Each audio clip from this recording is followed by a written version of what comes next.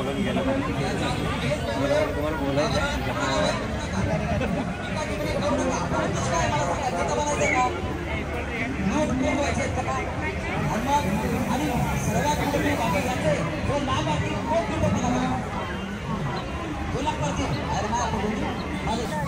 ह्यांच्याकडून घ्या ह्यांच्याकडून.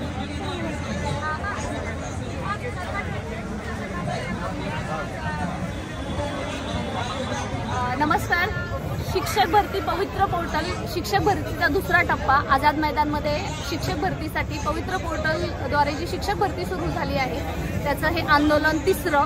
आणि तरीसुद्धा अजून जे शिक्षण मंत्री आहेत त्यांनी जे आपल्याला आश्वासन दिलं होतं की 30,000 शिक्षक भरती करू, त्याच्यामधली फक्त नावाला 19,000 जवळपास शिक्षक भरती झालेली आहे आणि दुसरा टप्पा बाकी आहे. आणि त्याचसाठी आम्ही शिवयुनिटी फाउंडेशनच्या माध्यमातून आणि त्याचबरोबर आता आपण पाहतोय की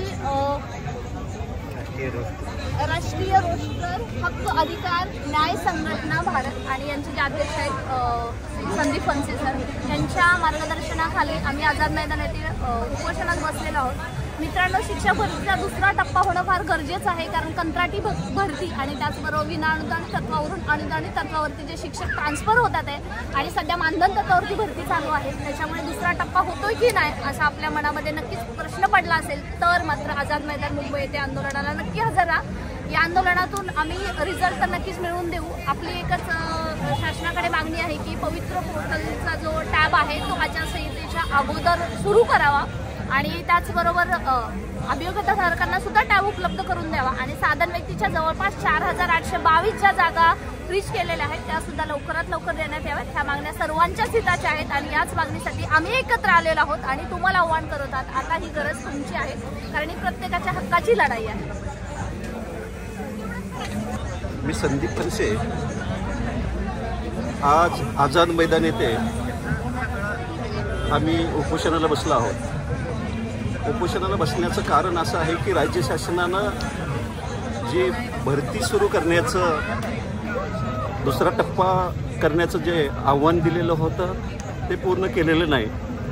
ते आचारसंहितेपूर्वी करावं, जाहिराती याव्यात, टॅब पूर्ण करावं. नियुक्त्या जरी आचारसंहितेपूर्वी जरी दिल्या तरी चालेल, परंतु सरकारनं आत्ताच्या सरकारच्या कालावधीतच ही भरती केली पाहिजे. यासाठी आम्ही इथं अमर उपोषणाला बसलेलो आहोत. आज जरी संख्या कमी असेल तरी उद्यापासून इथे संख्या चांगलीच वाढेल आणि शासनानं जे शिक्षण मंत्र्यांनी आम्हाला जे प्रत्येक मीटिंगमध्ये सांगितलेलं होतं की आम्ही तात्काळ भरती करतोय, 10% पदं रिक्त म्हणजे जी कपात केलेली होती ती पदे तात्काळ आम्ही देऊ, हे आम्हाला डिसेंबरमध्ये नागपूरच्या अधिवेशनामध्ये सांगितलेलं होतं. पण नागपूरच्या अधिवेशनापासून आजपर्यंत 10%ची जी पदं दिलेली नाही ती पदं राज्य शासनाने आत्ताच्याच याच कालावधीमध्ये द्यावीत. यासाठी या मागणीसाठी आम्ही इथं उपोषणाला बसलो आहोत. 11 तारखेपर्यंत जर त्यांनी जागा जर दिल्या नाही, जाहिरात जर दिली नाही तर इथं आम्ही या उपोषणाचं अमर उपोषण करू आणि महाराष्ट्रभर याचा परिणाम दिसेल.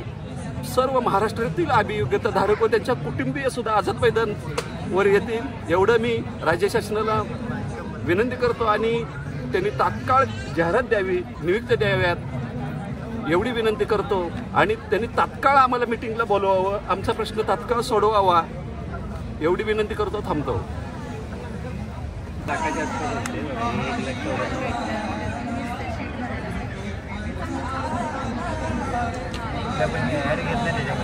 नमस्कार अभियोग्यताधारकांनो, मी सुनीता प्रीतम गवळी.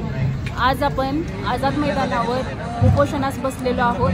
आपल्या मागण्या ह्याच आहेत: पवित्र पोर्टलवर जाहिराती देण्यासाठी आस्थापनांना आचारसंहितेपूर्वी टॅब उपलब्ध करून द्यावा आणि अभियोक्ताधारकांसाठी पवित्र पोर्टलवर टॅब उपलब्ध करून द्यावा. ह्या मागणीसाठी आपण आज आझाद मैदानावर उपोषण करत आहोत. मुलांनो, अभियोग्यताधारकांनो, मोठ्या संख्येनं उद्या इथे हजर राहा. उद्या आपली मागणी ही शिक्षण मंत्र्यांच्या पर्यंत आणि सीएम पर्यंत पोहोचणार आहे. फनसे सर आणि बालुशा माने मॅडम यांच्या नेतृत्वाखाली हे आंदोलन आपण पूर्ण करून दाखवायचं आहे, यशस्वी करून दाखवायचं आहे. तर मी सगळ्या अभियोग्यताधारकांना आव्हान करते की मोठ्या संख्येने आझाद मैदानावर या.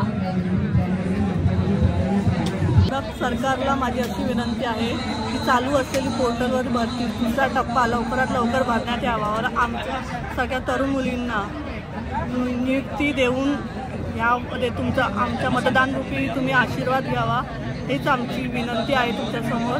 आणि लाखो अशा तरुण मुलींना तुम्ही रोजगार द्यावा, नोकरी द्यावी हीच आमची तुमच्याकडून विनंती आहे। मित्रांनो, शिक्षक भरती दुसरा टप्पा, आझाद मैदान, उपोषण दिवस पहिला आणि पहिल्या दिवशी अशी आत्ताच समजलेल्या बातमीनुसार उद्या शिक्षण मंत्र्यांनी आम्हाला भेटीसाठी बोलवलेलं आहे।